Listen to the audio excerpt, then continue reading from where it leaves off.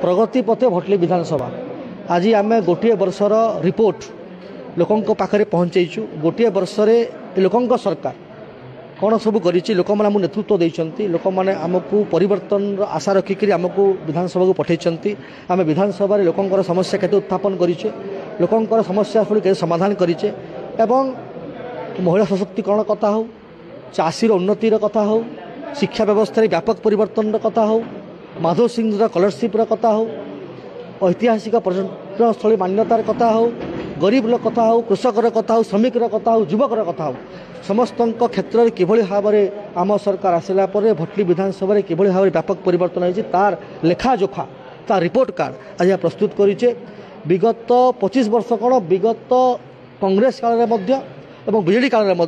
सत्साह नाला report card प्रस्तुत करने आम प्रथम थर पर नुआ ट्रेंड आरंभ करें अत्युत्तम एपाई कर लोक मैंने साहस देते लोक मैंने कहते लोकों सरकार लोकों पाखक जावा दरकार कौन मेसेज अच्छी आप देखुए जे नरेंद्र मोदी जींकर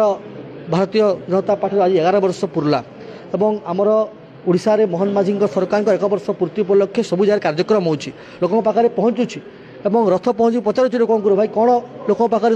पहुँची पारे सुविधा से सुविधा आगामी दिन में करा आमर सत्साहस अच्छी आम लोकों पाखे पहुँचीचु ये हूँ लोकों सरकार मोहन माझी सरकार नरेंद्र मोदी जी सरकार एवं सुशासन व्यवस्था किभली भाव में आनिब सबका साथ सबका विकास सबका प्रयास सबका विश्वास को लेकर ये कह चली पंडित दीनदयाल उपाध्याय लक्ष्य अंत्योदय पथ अंत्योदय पण अंत्योदय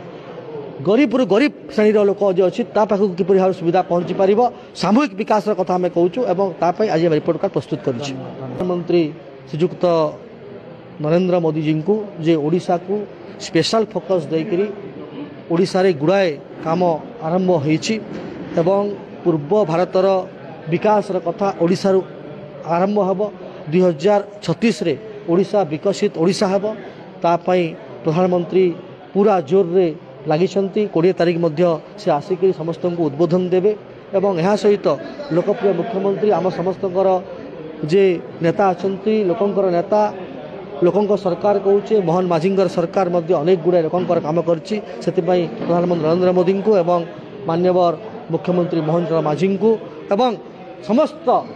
जनता जनार्दन को जो माने व्यापक परिवर्तन रे भागीदारी होते सारा ओडिशावासी को आज दिन में भूमिष्ठ प्रणाम करुच्ची नमस्कार जनाई हृदय धन्यवाद जनाऊँ।